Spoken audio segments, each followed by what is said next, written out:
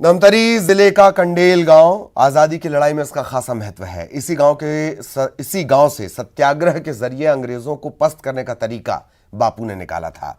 बापू यहां आए, वहीं सत्याग्रह पूरे देश में चलाया गया। आज भी इस गांव की नई पीढ़ी के अंदर देशभक्ति का जज्बा देखने लायक है।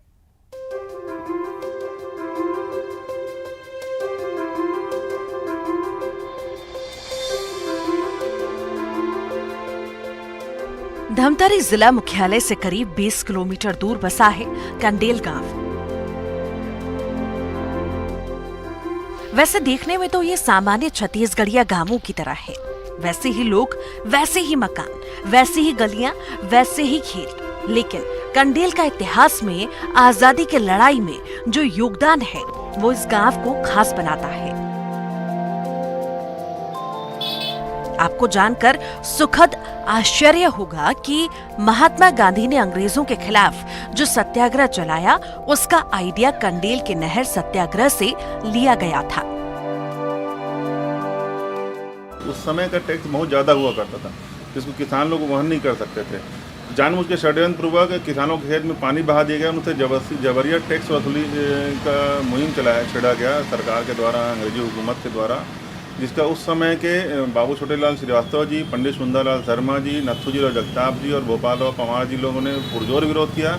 और देखते ही देखते ये आंदोलन इतना स्वस्फूर्त आंदोलन बन गया कि बड़े मतलब जहाँ विश्व महात्मा गांधी जी के सब उनको अहिंसा और प्रेम, सत्य और अहिंसा के मार्ग का अनुसरण करते हैं, वो हम लोगों के लिए गौरव की बात है कि वो महात्मा गांधी जी, राष्ट्रपिता महात्मा गांधी जी, बापू स्वयं कंडेल सत्याग्रह से प्रेरित होकर यहाँ पे उसको समझने और उसका अनुभव करने और उसको देखने यहाँ आए थे। इस गांव ने बाबू छोटेलाल श्रीवास्तव जैसे विद्वान देशभक्त पैदा किए। जब अंग्रेजों ने किसानों पर नहर के पानी पर टैक्स लगा दिया, किसानों ने इसका विरोध किया और टैक्स देने से इनकार कर दिया। इसके बाद अंग्रेजों ने जबरन टैक्स वसूली करने के लिए किसानों के मवेशियों की नीलामी करने का ऐलान कर दिया। तब छोटेलाल श्रीवास्तव ने पूरे इलाके में इस नीलामी में बोली नहीं लगाने लोगों को जागरूक किया। इसे नहर सत्याग्रह का नाम दिया गया। जब नीलामी की गई तो एक भी बोली नहीं लगी। अंग्रेजों को मजबूरन किसानों को उनके गाय बैल वापस करने पड़े। इसकी खबर जब गांधी जी को मिली तब वो बंगाल अधिवेशन के चलते चलते कलकत्ता में थे। वहाँ से लौटते समय वो कंडेल आए और नहर सत्याग्रह का हथियार लेकर गए, जिसे देश भर में चलाया।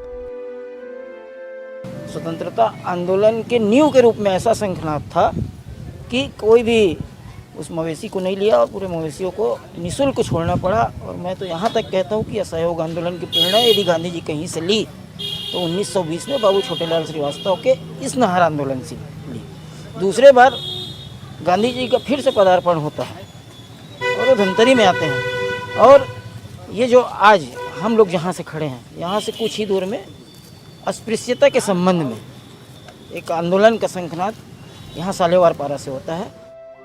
कंडेल आज विकास की दौड़ में शहरों से मुकाबला कर रहा है। यहाँ की आबादी में सब किसान ही है, लेकिन आज इस गांव में सड़क, स्कूल, पेट्रोल पंप, हर तरह की दुकानें हैं। यहाँ के स्कूल में पढ़ाने वाले शिक्षक खुद को भाग्यशाली मानते हैं कि उन्हें कंडेल की सेवा करने का मौका मिला।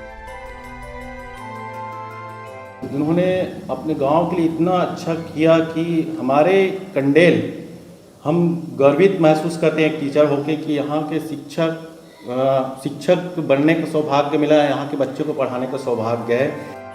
इस गांव के छोटे छोटे बच्चों में अपने गांव के सेनानियों, अपने देश के प्रति जो आदर और सम्मान है वो देखने लायक है।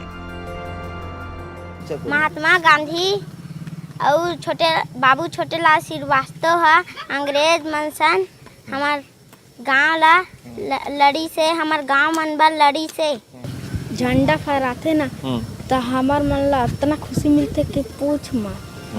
कहना गलत नहीं होगा कि कंडेल गांव ने आजादी के दौर में, आजादी के बाद भी अपनी देशभक्ति और जज्बे से एक अलग पहचान बनाई। इस महान भूमि को प्रणाम, जहां पर देश की आज़ादी के खिलाफ लोग लड़े, खड़े हुए और इस आंदोलन को आज़ादी का आंदोलन बनाया और आज हम पूरी तरह से आज़ाद हैं। अभिषेक पांडे, न्यूज़ 18, कंडेल।